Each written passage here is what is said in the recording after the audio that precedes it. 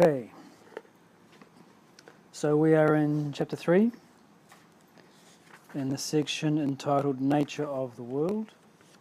So what we were discussing last time was this idea that in order for us to relate properly to the world, we have to know the nature of the world. All right, so put it another way, any problem that we have, it's always our problem, in the sense that the problem is with the way that we are relating to that aspect of the world. Right?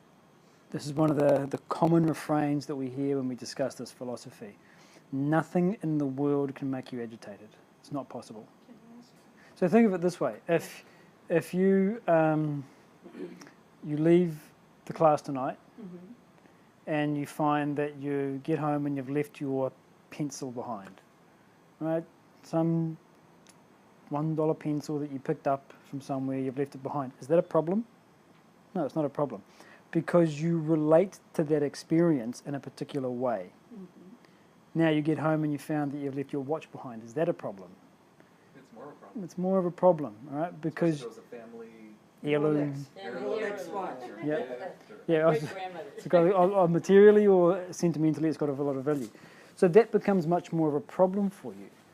Now, fundamentally, the same thing has happened. Something you possess has been left behind. But you call it a much larger problem because of the way that you relate to the watch compared to the pencil. So anytime that we experience a problem, the world is full of changing phenomena.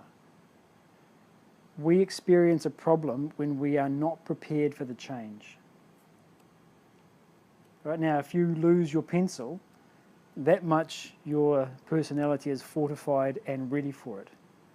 Because we lose things occasionally and no big deal. It's only a pencil, it doesn't matter. So you're ready for that.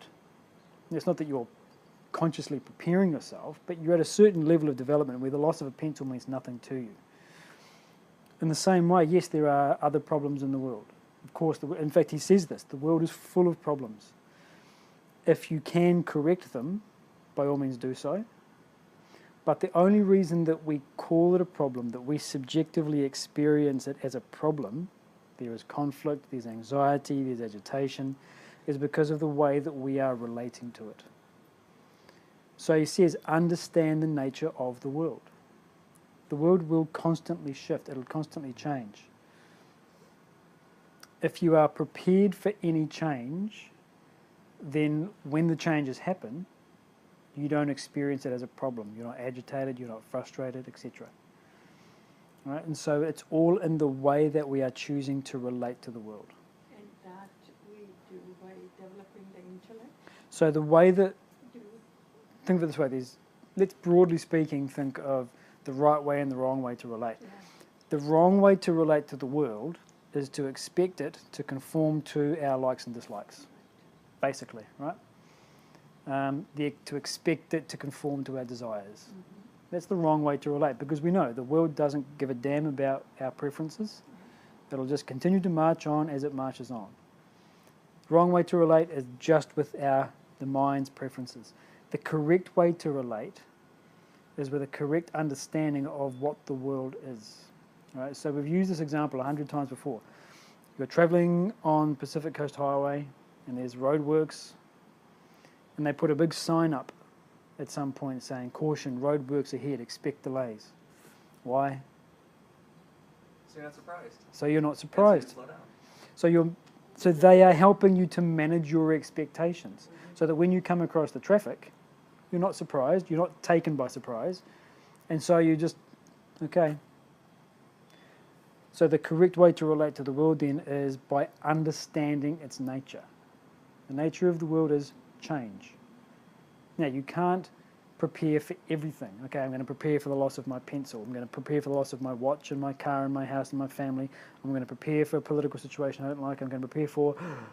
Right, you spend your lifetime exhausting yourself trying to think of all the terrible things that can go wrong and preparing yourself for them. You don't do that. What you do is lift the level of your personality so that no matter what the world throws at you, you're not affected by it. And that is exactly as you say. That's achieved by using the intellect to govern the activities of the mind. And so this is why it's important to have an understanding of the world.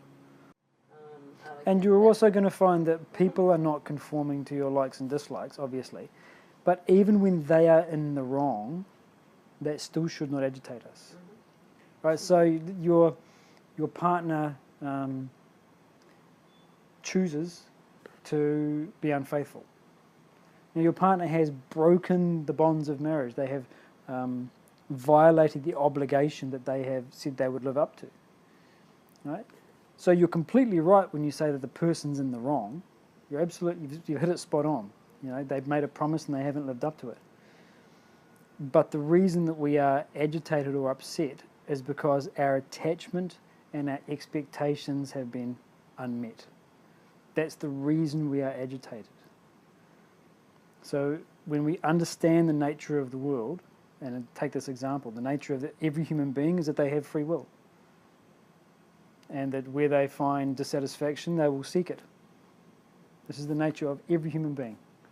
So, my partner, who promised to remain faithful to me, I have to understand that she's capable of violating that promise. I shouldn't live in a fantasy world where I say, oh, it's not possible, she would never do that. She's a human being with her own desires and her own autonomy. She's free to do as she wishes.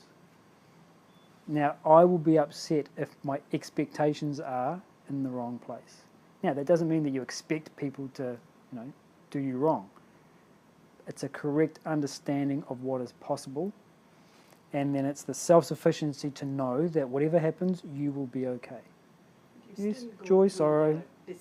Yeah, well, you might go through joy and sorrow like you would for any experience. But when the joy and sorrow fluctuate, you don't feel affected. So the example that we always use to illustrate this idea is when you watch a movie. Yeah. Right? You watch Romeo and Juliet. You go through the joy when they come together. You go through the tension when you find out that they're part of warring families. You go through the heartbreak when they get torn apart. Joy, tension, heartbreak. You go through all of these things, but you're not affected. You're objective to it. So whatever happens in the world, whatever happens to your body, whatever happens in your mind, you are objective to all of those fluctuations. This is what he's talking about by understanding the nature of the world.